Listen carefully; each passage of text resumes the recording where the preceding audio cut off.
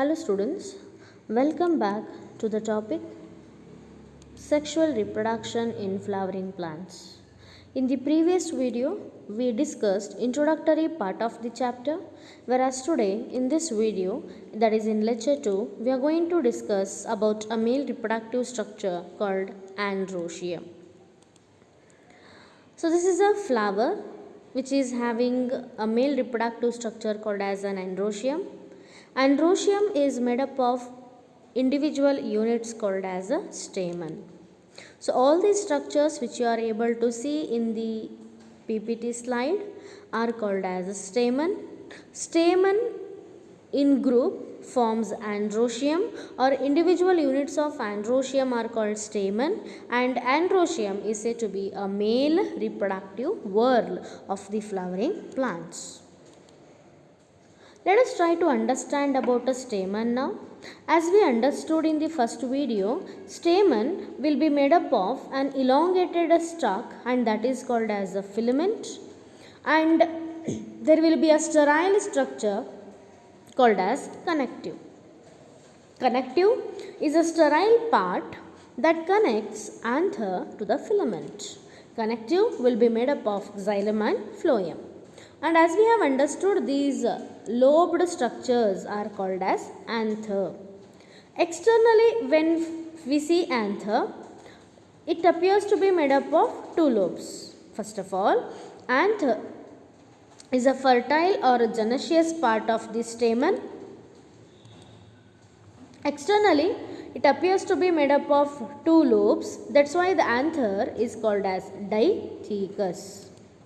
But internally, when we study, internally anther is made up of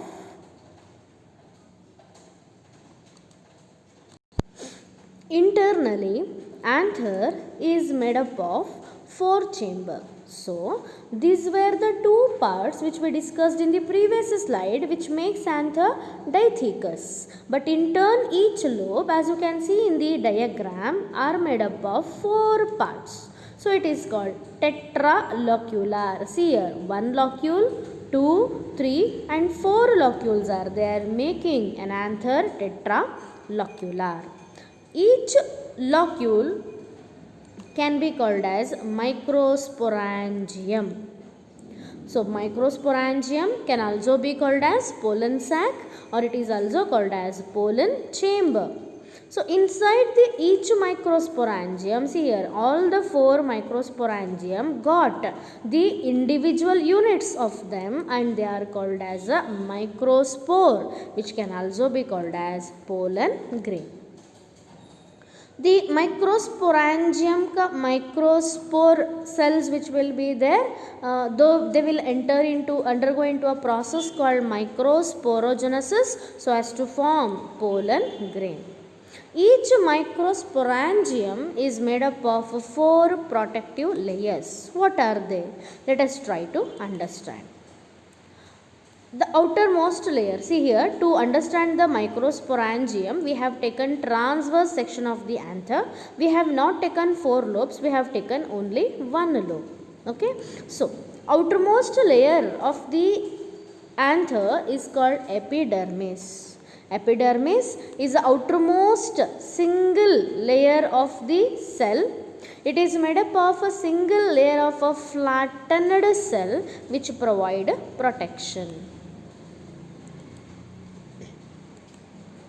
Coming to the second layer, as you can see, this is a second layer, and that is called endothecium. It is a part present below the epidermis. See, this was epidermis and now this layer we are showing. So this is called endothecium. So this is also made up of a single layer of radially elongated cell, and this is common for all the four pollen sac.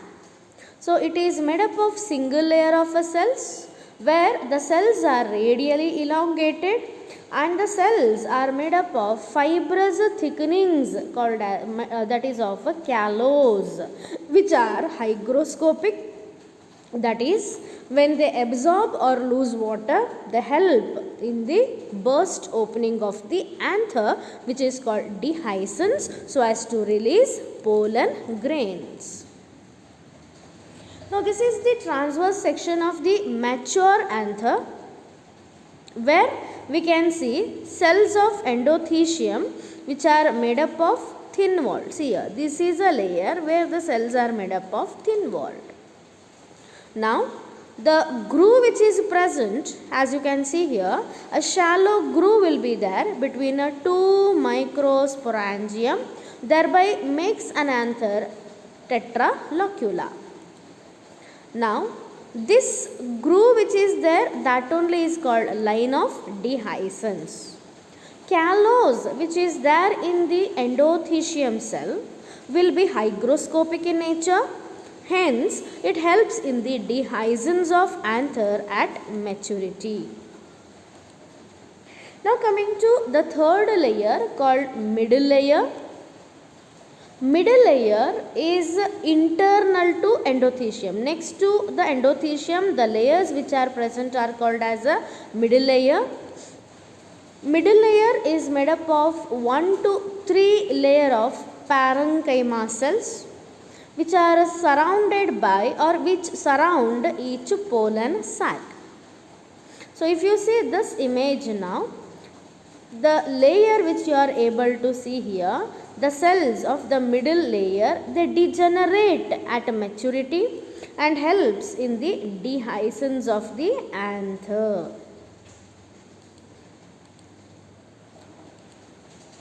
The cells which are present internal to the middle layer are called as tapetum. These are said to be innermost wall layer of the cell, and next to the innermost layer or next to the tapetum, there will be a mass of tissue called sporogenous tissue, which divide and develop into microspore. So innermost wall layer surrounds the sporogenous tissue, and the cells will be larger sized. They contain dense cytoplasm. They may be they contain one or more diploid nuclei. A polyploid nucleus will be present in the cells of what? Tapetum. Tapetum has got many functions.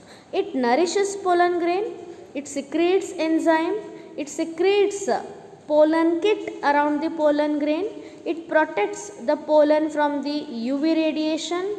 Okay, like that n number of functions are there. The first function, tapetum, supplies nutrition to the sporogenous tissue and developing microspore. Second, it helps in the formation of sporopollenin, which is a very highly resistant chemical present around the pollen grain. Now, this is an NCERT image. The outermost layer of the cell is called epidermis. Next to epidermis, the layer which is present is called as endothecium. Next to endothecium, 2 to 3 layers of cells which are present are called middle layer. Next layer which is present is called as tapetum. Next to tapetum, group of cells which are present are called as sporogenous tissue, which are going to develop into microspore mother cell. Now this is a TS of anther which has already broken, dehisced. Okay, so endothecium is there as outermost layer. Region of the dehiscence, from here only the anther is going to break open. Then two pollen sacs will get merged into one.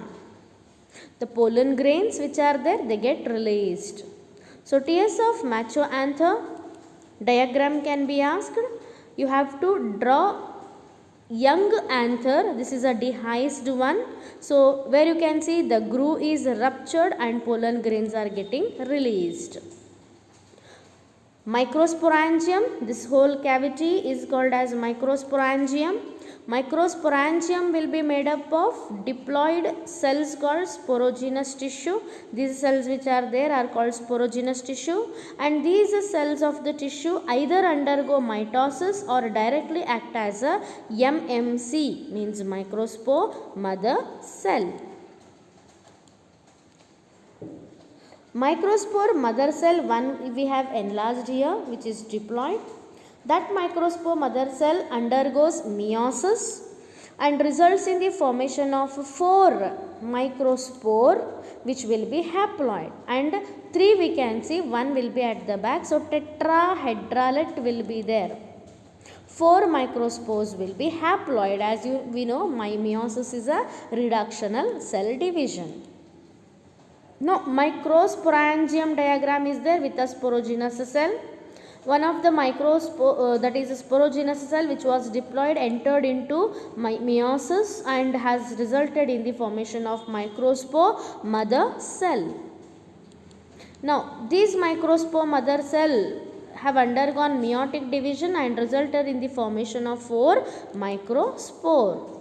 Correct? So the process of formation of haploid microspore from diploid microspore mother cell is called microsporogenesis, and the 4 microspores which are there, they get dissociated and develop into structures called pollen grain. So in this video we discussed about a TS of anther, that is a male reproductive structure in androecium, whereas in the next video we will discuss structure of the male gametophyte called as pollen grain. Thank you, students.